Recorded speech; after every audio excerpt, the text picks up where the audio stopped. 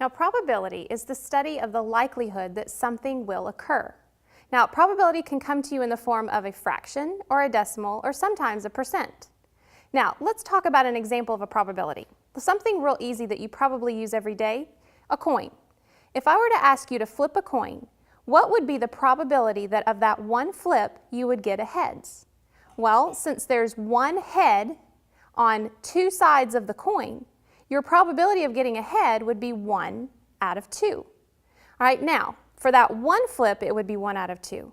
But if I asked you to do it over and over and over and over again, does that mean that half the time you would get a heads and half the time you would get a tails? Well, maybe theoretically we should, but experimentally, that's probably not going to happen if we did it. Now, let's do this in a tastier experiment.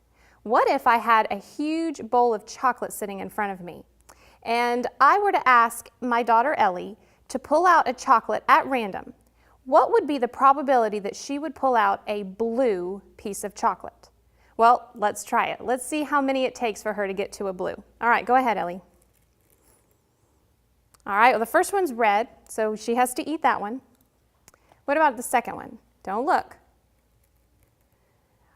Wow, what are the odds of that? That would be another probability. 2 reds. All right, let's do another one. And that time she got a blue. All right, so you can have that one. So does that mean that 1 out of 3 would be a blue for everybody that came up to this bowl?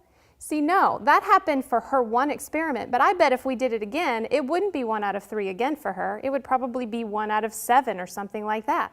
So what we just did was a simple experiment based on a small sample.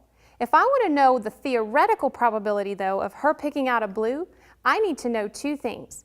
How many blue chocolates are here and how many total chocolates are here.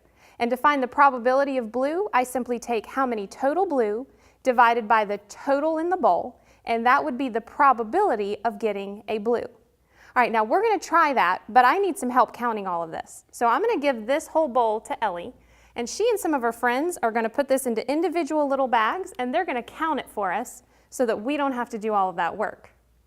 All right, Ellie, go ahead and get them started once you have all of that divvied up. All right, now, if you want to participate in this experiment, you guys just need to go get your own 3 bags of your favorite candy-coated chocolate. And then what you do is 1 bag at a time, we are going to do what the kids are going to do. All right, this will be a fun experiment, and you get to eat all of the data when we're finished. So let's see how close we are to what happens in real life. All right, guys, go ahead and get started. Now, as you can see, they are very busy counting all of my chocolate. Now, while they're doing that, let me explain to you what's going to happen and how you can also participate in this experiment. They are taking 1 bag at a time, dumping them out, putting them in color-coded piles, counting how many of each color are in that one particular bag, and then writing their data into the color chart. Now, you too can download that same color chart in a PDF form and then print it off. Take an individual bag of your favorite color-coded chocolates, and then count them individually bag by bag and enter your data as well. Now, the manufacturer says that we should have certain percentages in each bag. They say that we should have about 30% brown, we should have about 20% red, 20% yellow, and the remaining 3 colors, blue, green, and orange, should be about 10% of the bag. So, individually, 10%. Now, what I want you to do, if you're participating, is fill in your color code chart and then bag by bag, see how close or how far off you are from those percentages. Do you have 30% brown, or do you have more or less? And do that for each color. I think you'll be surprised that individual bags are not going to actually follow those percentages. But then what we're going to all do is put all of our data together, my kids and yours. And when you put all of the data together and now we have a bigger sample, let's see if we can get closer to those percentages. Well, the results are in, and here you can see our data. Now, if you look all the way across, the totals look pretty good. But if we looked at just individual people, that doesn't look so good.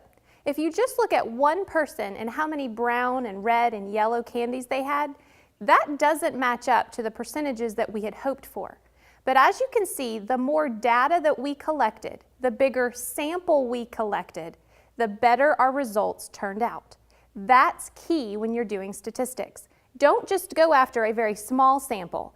Go and get as many examples as you can, therefore you can have a better result in the end. Now, notice our blue, because we talked about Ellie trying to pick a blue candy out of this total bowl. We found that we had 167 blue candies out of 1,564 total candies. Do you know what percent that is? That is 10.68%. Now, what was the manufacturer's goal for blue? 10%. We were almost there. Now, your results are probably a lot further off than ours, right? Because you only had 3 bags of candy compared to our many. So what could you do to make yours better? Take our data and add it to yours. Now, if you combine all of it, sum them together, and find the percentages, I bet you're going to be surprised at how close you come again. This is a really fun experiment. I am very excited for you to get started. In fact, I think I'm going to get started on this bowl right now.